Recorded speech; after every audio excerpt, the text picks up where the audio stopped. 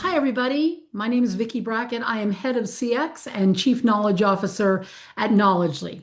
And welcome, everybody. Thanks for joining us today. We hope to have a very lively discussion on a topic that's front and center in today's contact center environment. Are our contact centers truly worth what companies invest in them? How do we actually communicate that value to the C-suite, to the stakeholders, to the board? And what does it take to build trust with customers or citizens if you're a government agency? And lastly, how do we combine new technologies, AI, and employee capabilities to improve our outcomes? That will showcase our value. We want you to walk away with strategies that can move you and your organization forward. Now, people have asked us, why are we doing this? Well, CX is in a really interesting position. Think about it. The business climate is changing. There's more demands on CX leaders.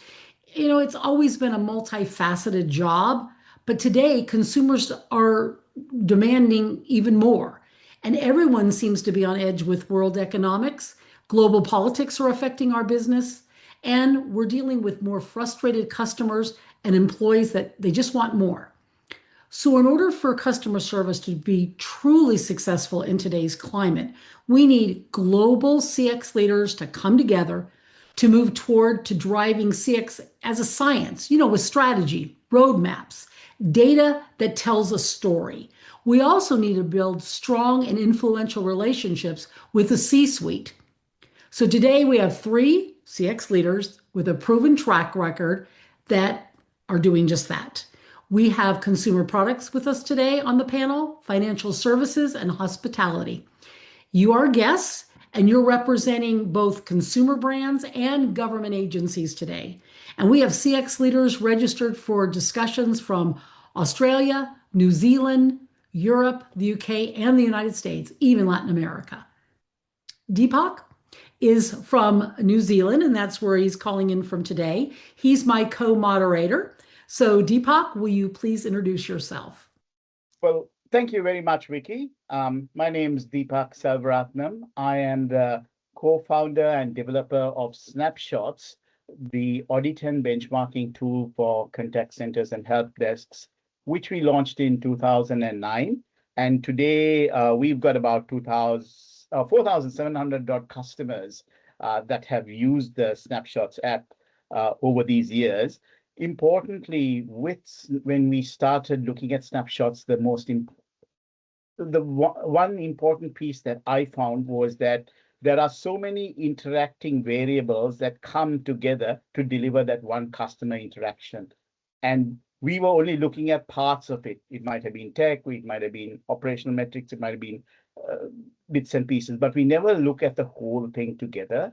And that has been my focus and I guess drive to encourage all leaders across the world to look at their centers in terms of a holistic approach. It is a piece of many moving parts, and that's what Snapshots does. It helps you understand and plot and manage those moving parts. My second focus in life is also about encouraging senior leaders to have voice, because oftentimes your light gets hidden under a bushel, to use a metaphor, and oftentimes it's lost to the world. So this is an opportunity that I'm presenting, or like to present alongside Vicky, for individuals to do the same. Having said that, we've also got another app called Remote Ability, which is the remote work capability and maturity assessment app post-COVID. Again, looking quite carefully also at the mental health and well-being of folk alongside how they work and all the different variables that go into hybrid and remote work. With that, let me now pass the baton on to our 3 great panelists that we have on today.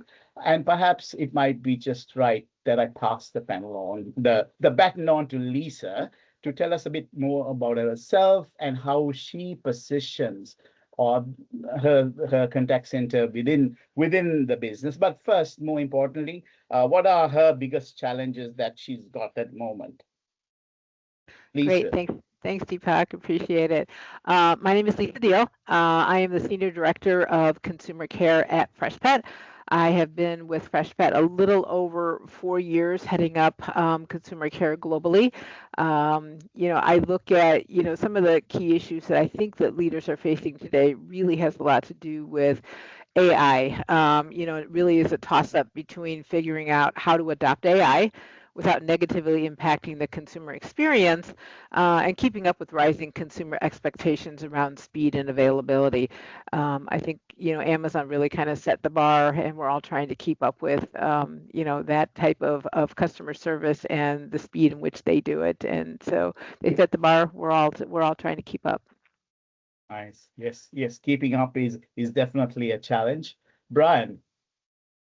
Yes, thank you, Deepak. Brian Jepson. I am the Director of Contact Center Operations for TD Entertainment, which is most, well, our brands, Golden Nugget Hotels and Casinos, which is what I do most of the reservations for the Golden Nugget Hotels. We also own Landry's Restaurants, which is about 600 different brands of restaurants, including Morton's, Mastro's, The Palm, Del Frisco's, to McCormick and Smith's, to Joe's Crab Shack, to Saltgrass. Anyway, I don't even know them all. We have so many of them. Anyway, I've been in the contact center business for 35. I quit counting because then it just makes me feel older. So quit counting how many years. I forget how many.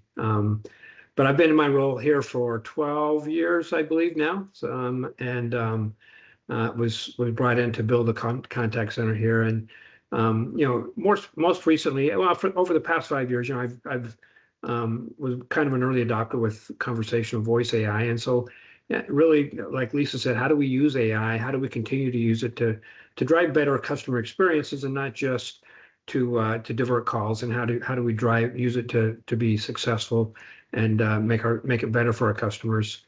And how do we identify data? How do we better use the data that we have there? We've got a bunch of data that we collect. Everybody collects all this data, and I heard somebody the other day when I was on a call somewhere, somebody said, "So you're collecting all this data, but we don't use it." So in other words, we don't really listen to our customers, right? So how do we use that data, listen to our customers, and make our businesses better? So those are some of the issues I think that are really facing contact center leaders today. Nice. And Matt, yours is a slightly different world. Yeah. Thanks, Deepak. My name's Matt Woody, and I'm Senior Director for Contact Centers at First Financial Bank in Cincinnati, Ohio. Like Brian, I stopped at 30, so I have over 30 years of customer service management experience with contact centers at Macy's, Fidelity Investments, Fifth Third Bank, and now First Financial Bank. I manage contact centers in Cincinnati, Ohio, Greensburg, Indiana, Columbus, Indiana, and a recent acquisition in Chicago, Illinois as a new center coming into my organization. The channels we support include phone, email, digital, messaging, video, and account cross-sell. And we support both business and consumers in banking. I'm excited about today's topic because traditionally the contact center has been viewed as a cost center rather than as a driver of value. And uniquely, 3 years ago, I was moved. The contact center that I managed was moved out of the operations and IT organization into the line of business, and that's really led to us being much more engaged in discussions as to how we can drive revenue and support client growth. So previously, we weren't at the table for a lot of these strategic discussions, and now we are. So it's been great for our voice to be heard, and the input we're providing from our agents and our customer interactions to be able to present those as we're driving the business forward. That is very, very refreshing to hear, Matt, that we moved from the dungeons to the top floor. Yeah. And I can tell you, obviously, for not only for you, but for many organizations, it has been an evolutionary journey like that. Sadly, some of us are still in the dungeons, and some of us are sort of being wrecked out of it. But look, it is heartening to note that we are evolving as a science. Which brings me to possibly the next question that I have for you, which is, and since we are in different industries, from pets to hotels and entertainment and financial services, all key important parts of our lives, how can I ask you all, how do you now, having come out of the dungeon, begin to position yourselves to the C-level and to the board and to other stakeholders? Perhaps Lisa, you want to go first, or anyone? Sure, I can go first. That's great. I'm not going to admit like these two guys did on how long I've been in the business, because that will really show my age, and I have to cover my grays. But I've been, we've all been in the dungeon, right? So we've been in this business for 30 plus years, and so we've seen the evolution, certainly, of where the contact center has been and being in a cost center type environment to, I think, where we are today. And at Freshpet, we've really moved away from thinking about consumer care as just a support function. We're the voice of the consumer, full stop. And, we hear the problems before it shows up in the data. We're taking what we hear every day and turning it into something the business can actually use, whether that's patterns in product feedback, questionings about feeding, or early signs of an issue. We're often the first to know. And so, as Matt had kind of alluded to, we're really, bringing that data forward. We're no longer just that support or cost center. We're becoming really more of a value add. And so when we talk to leadership, it's less about volume and more about impact. How we're helping, to protect the brand, or how we're driving retention, or how we're making the overall experience that much better. And I always say, if you want to know what the consumer actually, experience, start with consumer care, and that's the role we're leaning into. Indeed, Lisa. Matt? From my perspective, I think it's important for us to rather just report traditional operational KPIs, which is an easy trap to fall into, focused on AHT, FCR, service level, all of those metrics we all know and live with. I think it's important for contact centers to be able to articulate how these measures impact customer retention, satisfaction, and the image of the brand. We're fortunate that we've got a CEO that gets it. He really supports the frontline organizations. Our CEO, Archie Brown, often refers to the contact center and our branch employees as the front porch of our company, where customers talk to us, they share their problems, their dreams, and it's where they form their impressions of the bank. So he recognizes how important we are. Frontlines, if we can't earn our customers' trust and offer value, they're going to leave the bank. So that's why it's really important to us. From a contact center, I guess a way that we see it is we could be viewed as handling problems. And 90% of our customers surveyed say that the reason they called us was because of a problem. But we're really proud of the fact that approximately 80% of those customers that we were working to solve the problem walk away saying they were highly satisfied with the interaction. And that's a way that we impact the bottom line of the comfort for the company is if we didn't turn those customers around that are calling us with their problems, they might potentially leave the bank. So they're not. And so we take pride in having an impact on retaining those customers. And we're proud of the fact that last year on the consumer bank side, we had single-digit customer attrition, which was well below our peer banks in that category. Brian, you want to throw a few pearls? Sure. Yeah. So again, over the years, having worked in the BPO space for many years also, and in the old days, a lot of call centers were just butts and seats, right? And how do you you just need to answer the phones, and how do you what's different today, and how do you present yourself as value? And I know when I came in, we started the call center and built this, I know we how I presented and showed value to my CFO was we started the call center for the reservation side. They were doing $25,000 a year in upsells.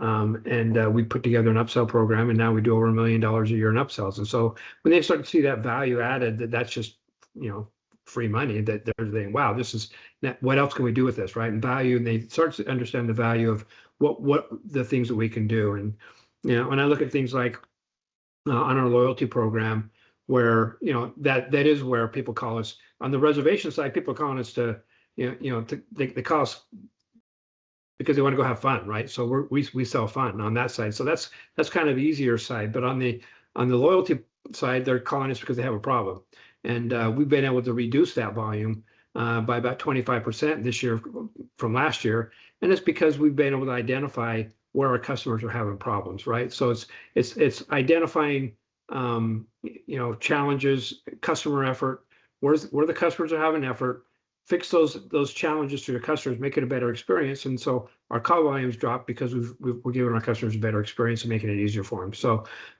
those are all good things. And I think when they see those things, that's what adds value. That's what adds loyalty. When people realize that when you make it easier for your customers, that adds loyalty, increases return business. And I think that's where they start to see the value. What are the things that the call center can do to really help enhance our customer experience and our loyalty base? See, I think the thread in the three responses that the three of you had was that you are adding value to the organization's bottom line. One of the biggest challenges for contact center leaders is to be able to demonstrate that in dollars and cents to the CEO, who really only, let's face it, to them, dollars and cents is important, right? I mean, people are important too, but dollars and cents are important. And how do you translate the value, like what you said, Lisa, in terms of being the listening post that drives value for the organization, the financial services where you actually are there solving problems, adding value, and ensuring that they stay with you, and in your case, Brian, making sure that people stay loyal to the fund you provide?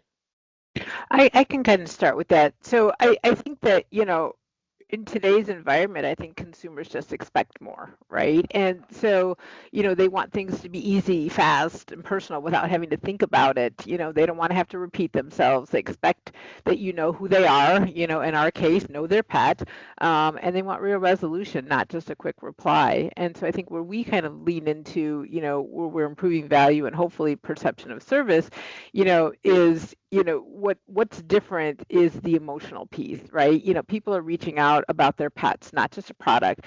And in pet care, you're not solving a ticket, you're helping someone, care for their family. And so speed and convenience matter, but if you miss the empathy piece, you've missed the whole moment. And so that balance is really, where the opportunity is for us to really look at our service as superior, because we really do lean into the empathy piece, and that's why people call us. Yeah, I can add on to it. I agree with Lisa on the importance for speed and quick service for customers. I think being in banking, I think the other thing that we have to recognize is that it's critical for us to establish trust with our clients. We're in a world where people don't trust many people, and they're trusting us with a lot. They're trusting us with their finances, with their future, with their dreams, by putting their money with us. So it's really critical for us to reinforce and establish that trust and continue to earn that trust with every interaction. So to do that, we've got to make sure that we're transparent with our customers. There aren't any surprises to them.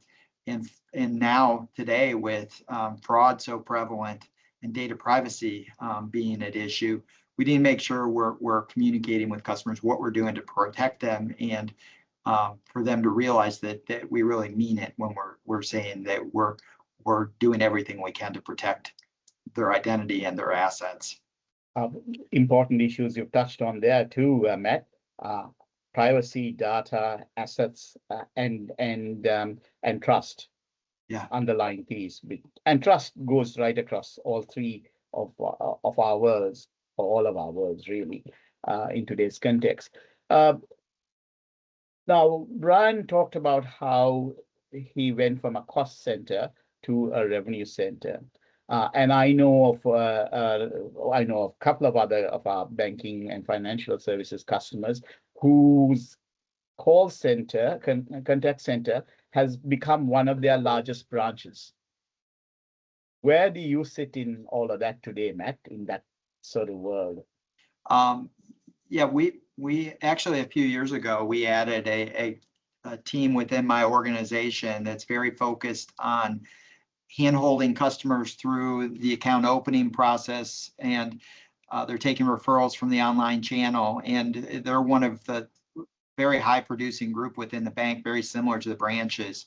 And the other thing that we've done over the past couple of years is really creating a structure within our organization of looking for opportunity. We every single interaction that comes through the contact center, they're coming in with a problem, and many times we can look at another product, or that they can use our products in a different way to solve that problem.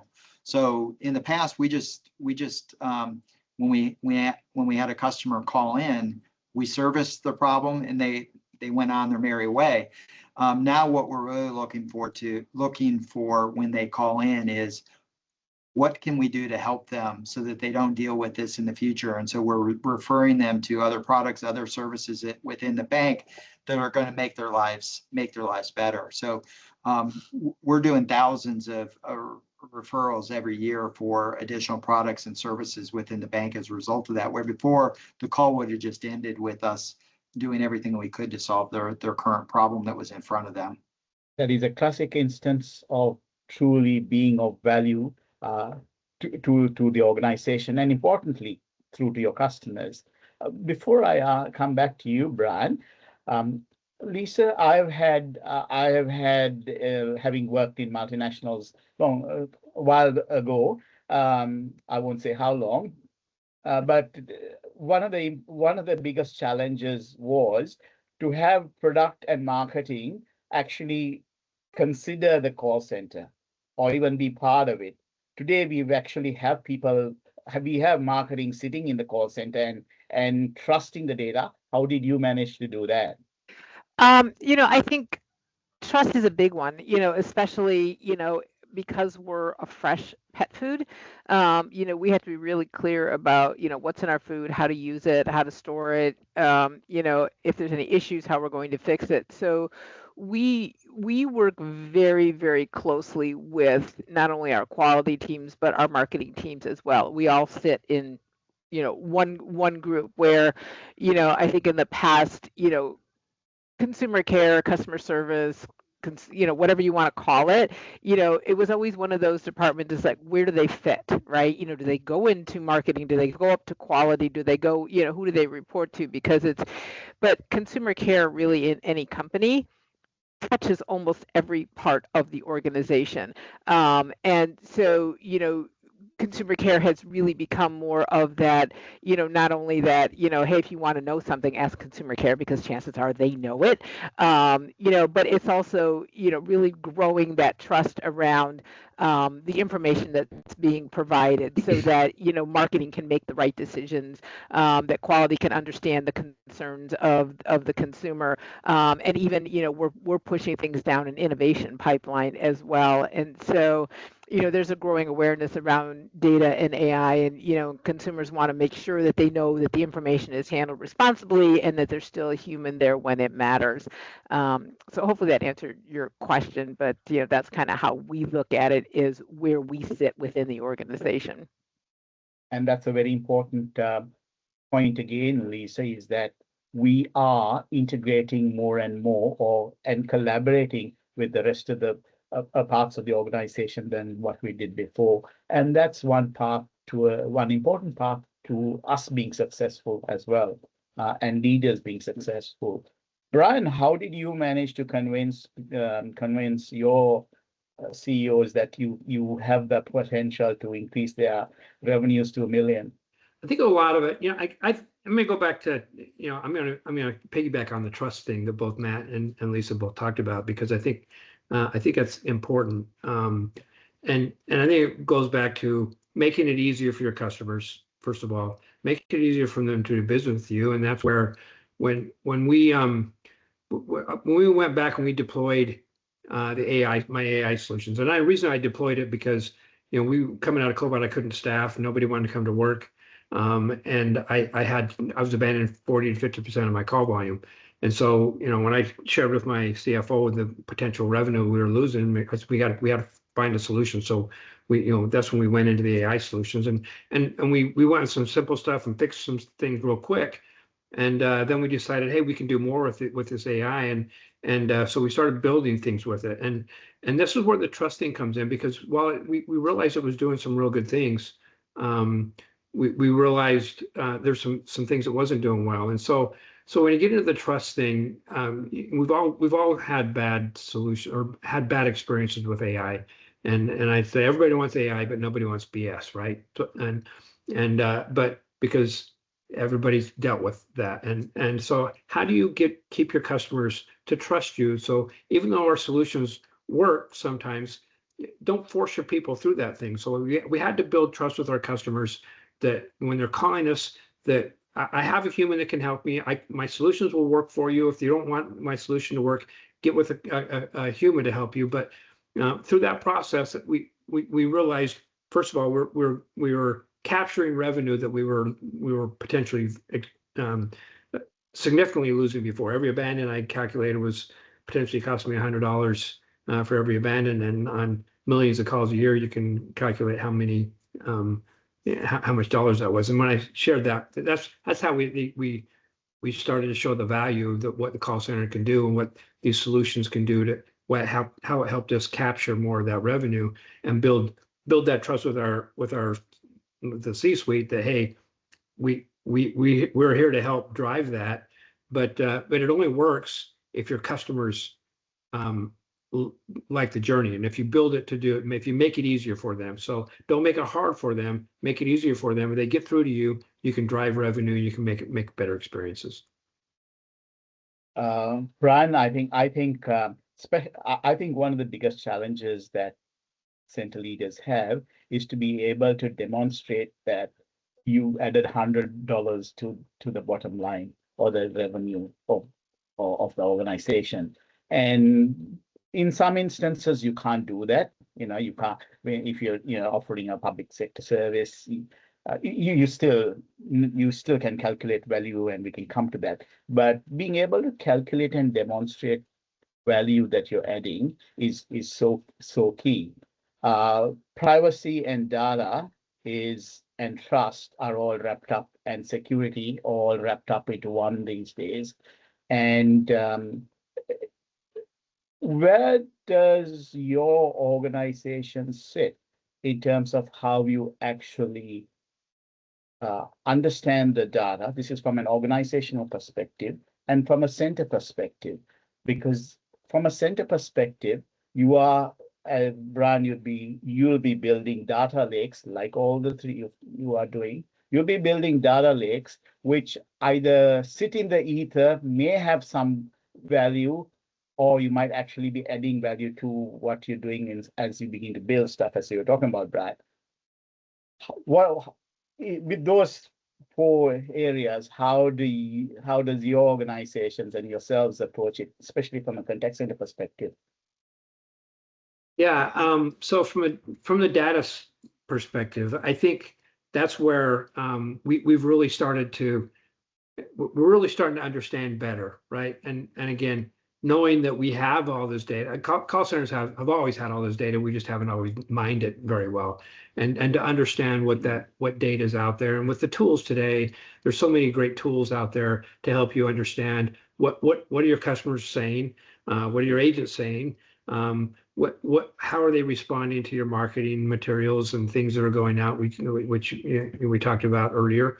What things, when we send out offers, to marketing offers or complimentary offers to our customers, how are they responding to those? and then giving that feedback to marketing to say, hey, this is what people are saying about their offer, that they think that it says this, but it really doesn't mean this. So maybe we've worded it wrong, so we need to change that, or things like that. To the feedback, so it impacts a lot of different areas, right? So the data's there, but you have to use that data. We have to listen to our customers to see what they're saying, to be able to use that to make it better experiences, and also understand where they're challenged, where the problems are, fix the problems so that it makes it easier.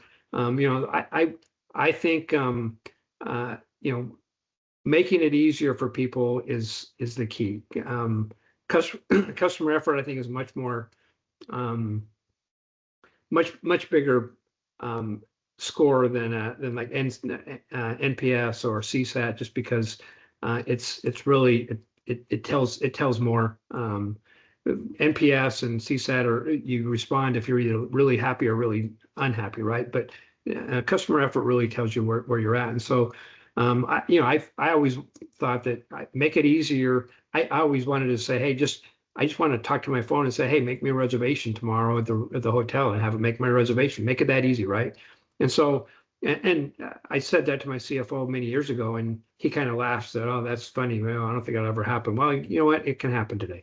So, so the technology is there, and we start to see those things. But the data, so you have to you gather that data. You can gather data about your customers, and the biggest thing, I think, with that data, you can start to become personalization is going to be a key differentiator as you start to personalize experiences. In my business and the hospitality business, to start personalized experiences when people call you up, to identify who your customer is, understand who your customer is, understand what their needs and wants are, and help them get their whatever it is, the things that they want faster, sooner, because you already know what they want, and get them in the right place. So, Lisa, data is key, because a pet is a human, sometimes more so. Oh yeah, I mean, definitely, when you look at, especially in pet, so pet and baby are very close, right? Because you're the caregiver, you're the speaker, they don't have a voice. And so, when you look at in my world, empathy is everything. And so, when you talk a little bit about, some of the new emerging technologies and where we might combine, AI with some employee capabilities, I think that, when you look at like something like AI, it's great for speed and for scale. It handles some of those common questions. Where can I buy your product? Can I microwave it? Can I do this? Can I do that? It just helps route things correctly. We've got some bots that we use that, make sure things get to the right place, but it's really our teams who really create that connection, and they handle the more complex situations, and really what we look at is the emotional conversations. And those moments is where tone and understanding, I think, really matter. And then where it gets exciting is, how AI really supports that, giving our giving our agents, real-time information, helping them respond more confidently, and ultimately making their jobs easier, but does it replace the human element? Not in my world. And it makes things stronger.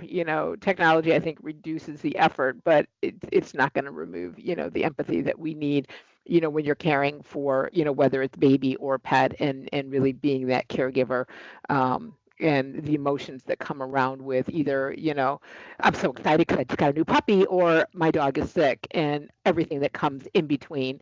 And, one of the things I really work with my agents around is matching that tone of the consumer, in why they're contacting us. And AI just can't do that. And so that's where I think people are still very, very important in our world.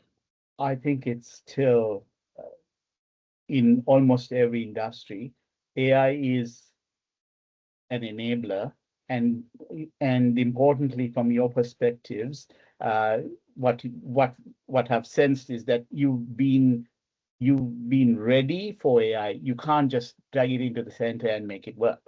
you've got to be ready for AI. But before we go on to that wonderfully topical topic, I think Vicky, we were talking some time ago, but with helping, not only just being able to help your customers, but you're going to be able to help your teams put together. And you sort of touched on that slightly, Lisa, around how making sure that your agents have the right information, and that's out of data and knowledge management. How long, what has that process been for the three of you? Yeah, so I mean, kind of like what I said, gathering the data to be able to understand where the customers come, where what the customers are saying, provide that information back to the different departments, marketing and whatever. But I think from an agent standpoint, there's a lot of the technology. I mean, there's a lot of technology out there, AI, to be able to provide knowledge to your agents, right? I think knowledge is key. How are your agents getting that information to be able to provide the right stuff, right information to your customers? How are you?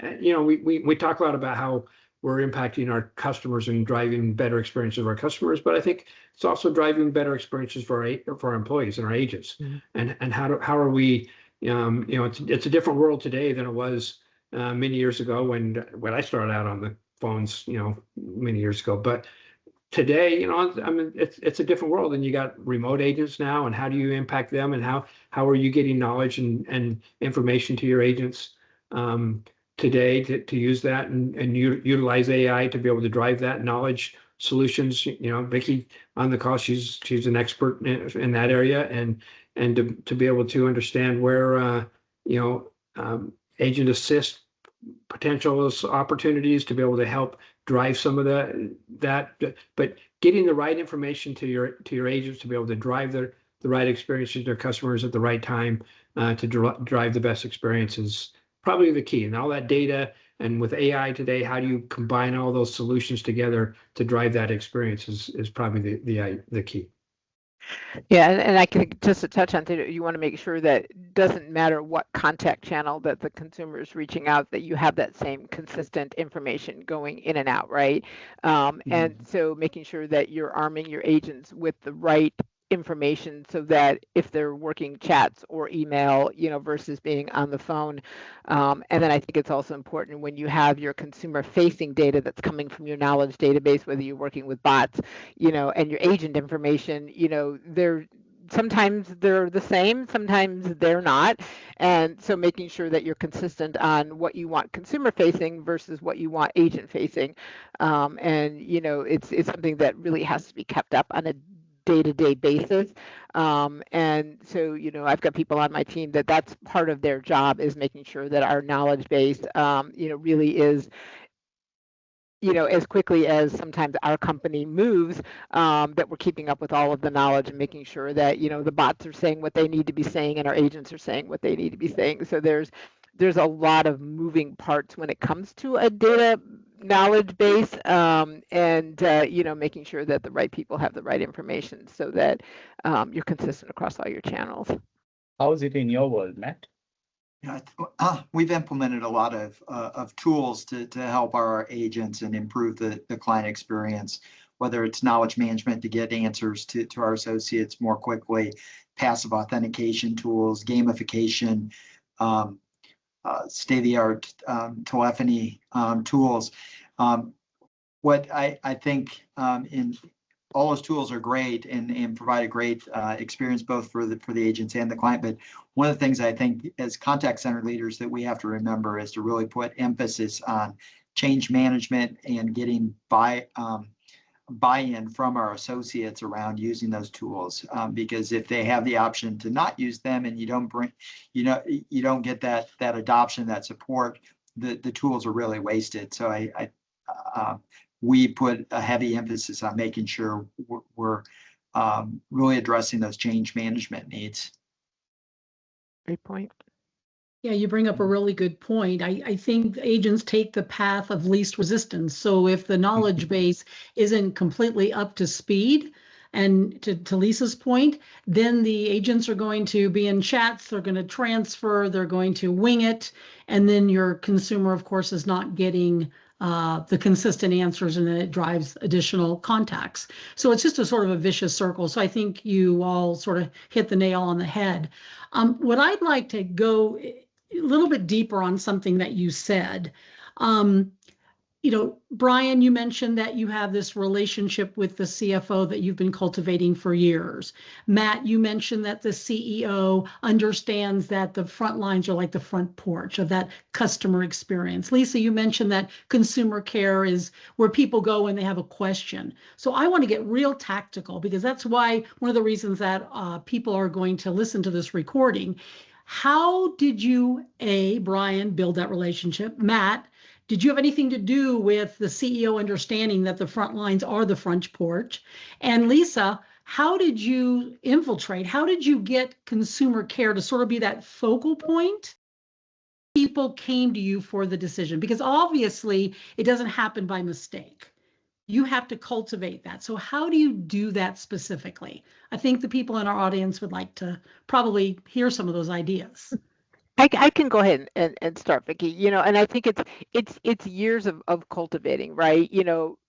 Making sure that, for one, garbage in is not garbage out, right? So you have to make sure that the right information is coming in and is being, pushed to the right people. And when they understand, that's when we talked about trust a little bit earlier about, not only having consumer trust, but also having internal trust that, the data that we're collecting is really valuable information. And so the more that we began to report that out, to the different stakeholders, within the organization, the more like, wow, you guys, we don't have to go outside to get this information. I just need to go over to consumer care because they've got all of this great information.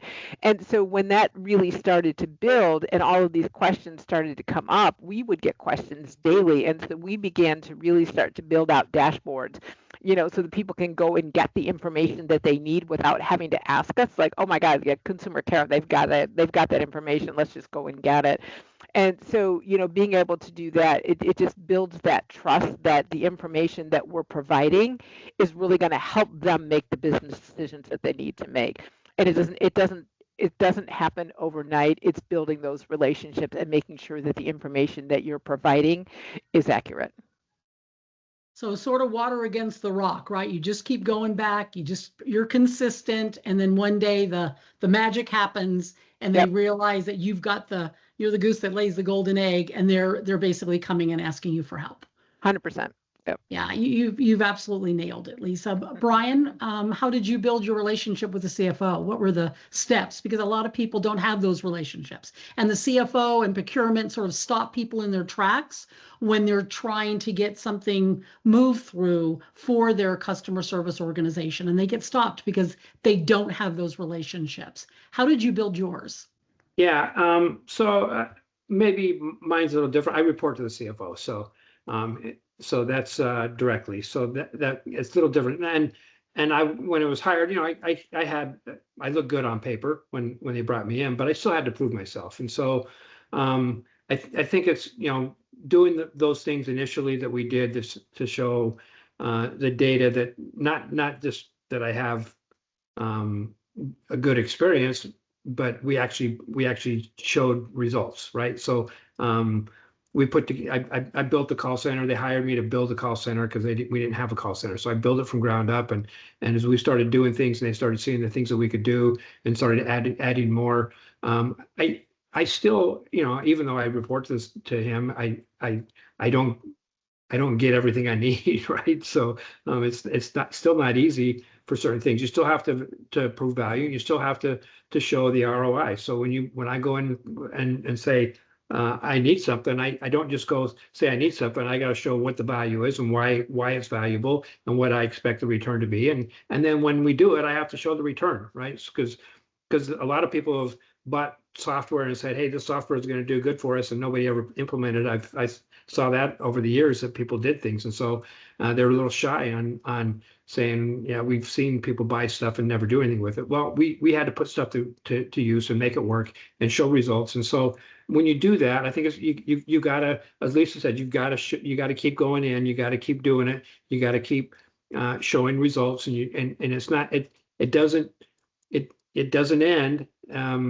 It's not like it's a journey, right? It's a whole path. It's not there's not a beginning and end. It's a whole journey along the way, and you keep doing it, and you keep adding value, and you keep doing new things all the time. So it's not like you finally arrive to somewhere, because technology changes, opportunities change. You can gain new things, learn new things all the time to get things better and make things better. So you have to stay on top of that kind of stuff and continue to have that exposure and show them that, hey, I found some new things, that this is what it will do, and then you do them, and you show that you get the returns. Interesting point, Brian, is that between 15 and 25% of the licenses, technology licenses within contact centers, are either underutilized or being paid for without being utilized. Yeah. Oh, that's a good point. That's a great point.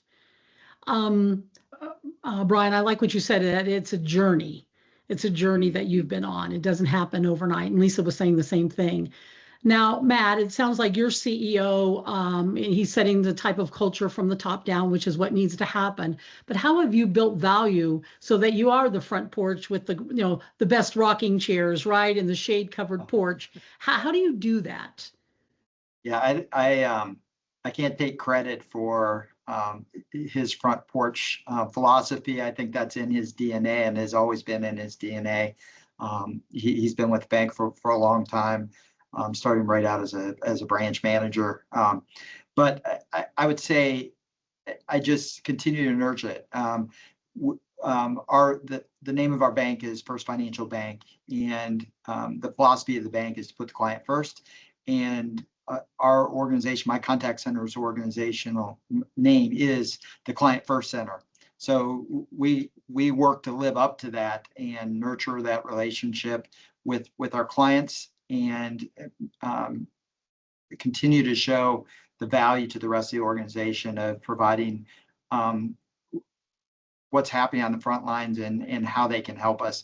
One of the things that is really beneficial to us and a part of a routine that I get pretty excited about is that we have a regular meeting routine where all parts of the organization come together to talk about client experience.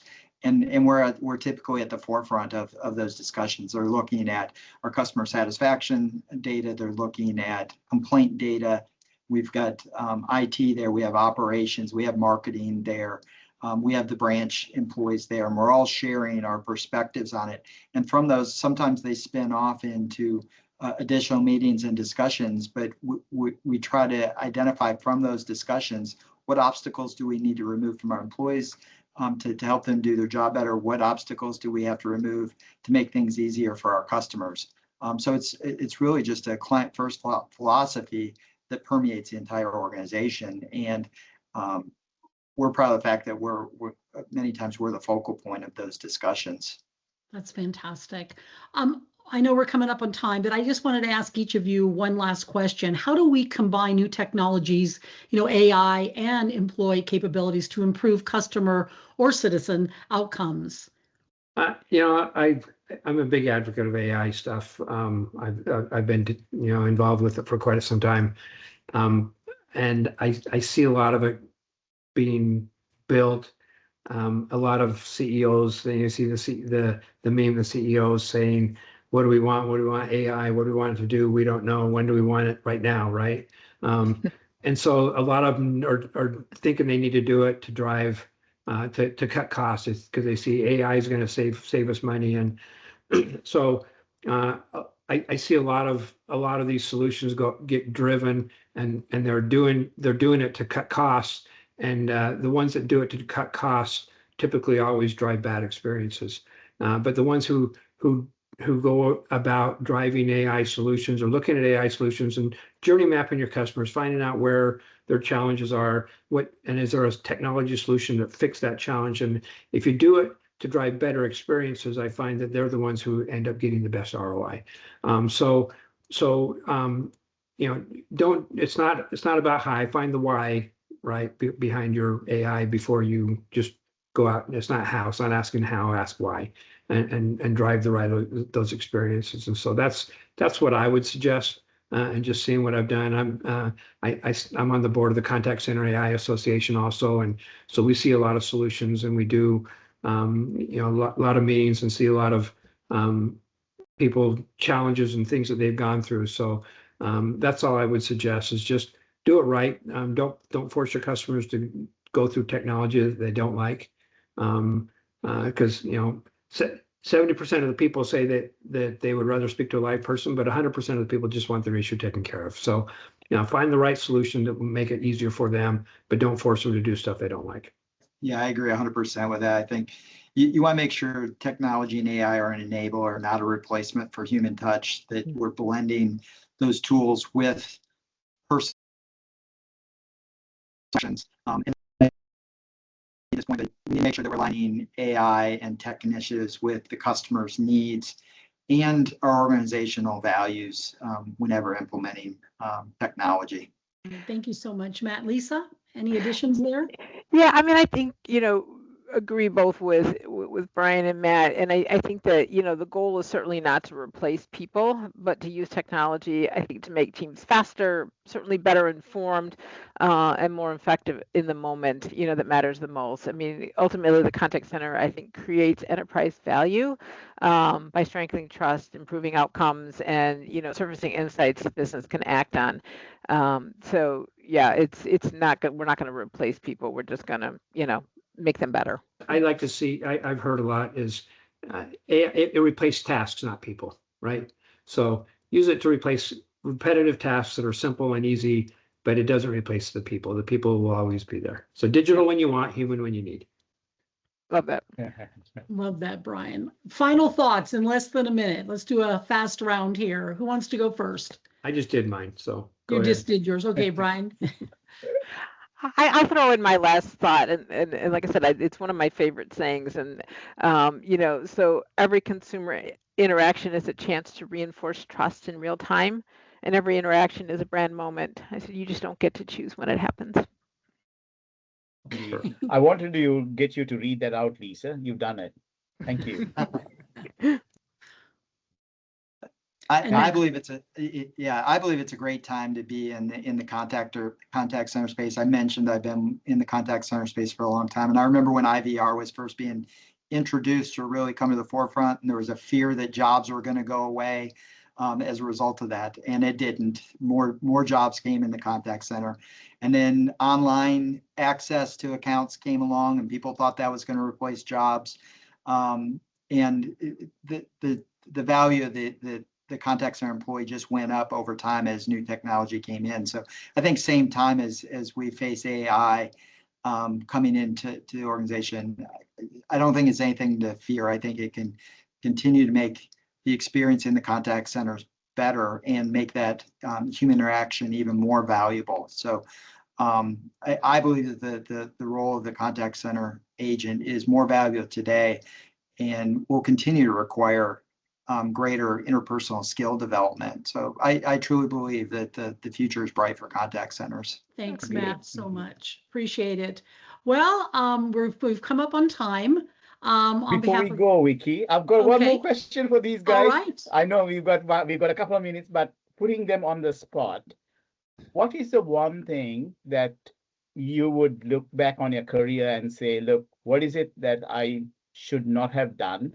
And how would you advise people listening in? How would you advise them to set about what you should have done or not done? I mean, I could say, I think everything's a learning experience, right? It's fail fast. If you're going to fail fast, and pick yourself up and keep going. I don't think there's anything in my career that I regret. It's just keep moving forward. And again, if you're going to fail, go ahead and fail. It's okay to fail. Nobody's perfect, but keep moving forward. I agree. Just learn from your mistakes. I mean, we're not perfect. We've made many mistakes. Well, we've all probably done a lot of great things. I'm sure we've made errors, but you got to learn from them, and you just don't keep making the same things over and over, right? So that's how you become successful, and that's just, you just got to learn. Yeah, I can't really think of any regrets in my career either, I think, but the learning I have that I would share with other people is every great advancement I had in my career or the things I love to do came as a result of a setback that I faced. So my advice to people is look at those setbacks as opportunities, because there was always an opportunity in the middle of a setback that I was dealing with in my career or the experiences I had. Those were Vicky, great. over to you. I think it's fail forward. You just keep going. You pick yourself up and you just keep going. And I think surrounding yourself with the right people help you do that. And that's what I would offer. How about you, Look, Deepak? sage words from all four of you. If I was to go back and look at and sort of document the mistakes I have made, that will take a year to even put together. I just think if you look at a lot of very successful people, they're all pretty much the same thing, right? You just keep going. A lot of people stop. They get afraid. They get immobilized. They freeze, and then they're afraid to move on. And I don't think fear is an option. Failure is not an option. You just got to keep going. Indeed. With that, Vicky, I think we'll get you to bring our session to a close. Well, thank you so much to our esteemed panel. We hand chose you for your experiences and who you are. So thank you so much for joining Deepak and I. And to the rest of you, hope you have a fantastic day. On behalf of Deepak and myself and the panelists, thanks so much for joining us. Thank you indeed. And for those of you who do want to reach out to us, here's our contact details. We do want to encourage practitioners hiding their light under bushels to come over and please join us in these conversations going forward. Same with our panelists. My personal thank you to the three of you and Vicky for doing a lot of the background work as well. Thank you. Thanks, everyone. Thank you.